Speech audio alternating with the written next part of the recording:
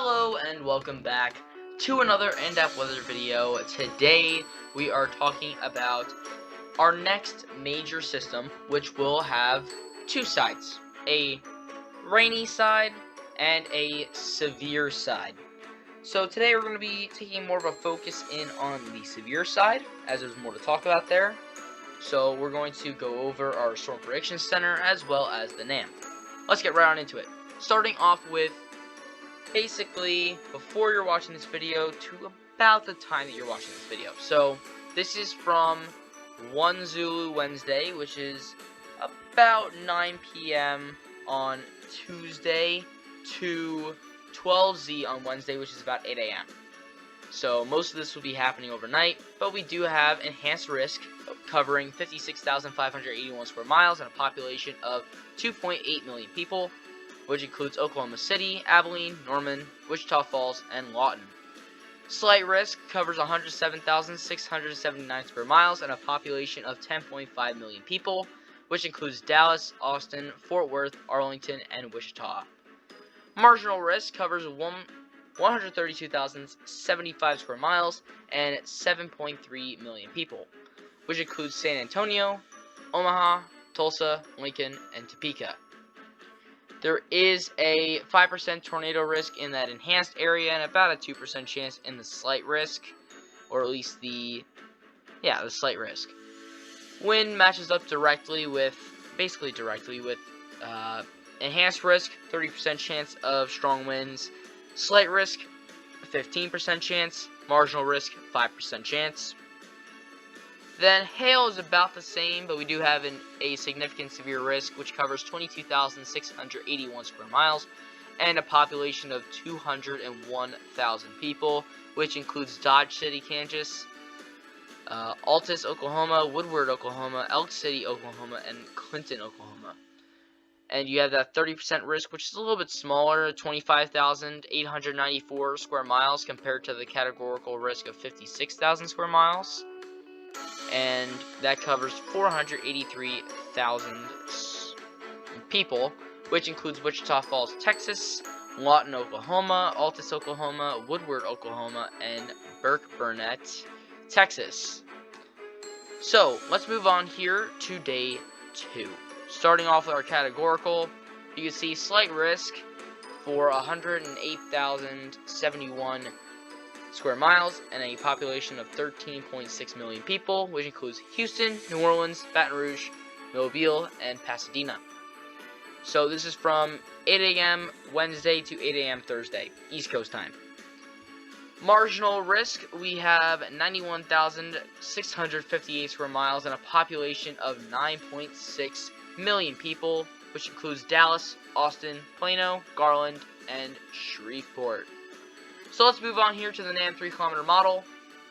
Just go over some of the details. So currently we have a low pressure which is located in the plains. Just got out into the plains and it's going to start drawing up Gulf moisture. We also have some colder air from the Rockies. As you can see, so there's some snow right in there, which means that we have cold air and warm air clashing together, and that is the perfect recipe for thunderstorms.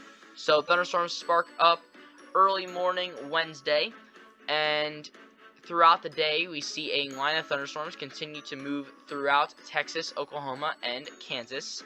The system begins to develop throughout the day on Wednesday as well. This is very early in the morning on Wednesday. This is about 9 a.m. Eastern. So that is when this severe threat winds down for the morning, but it will spark back up again. As you can see, the line of thunderstorms is now located further to the south, as the cold air from that cold front is pushing further south. You kind of see the direction of the air mass from the, not really the bellying out, but kind of the bellying out of these red lines here. So that's basically like where everything is pushing. So you can see that everything clashes down to the south instead of further north.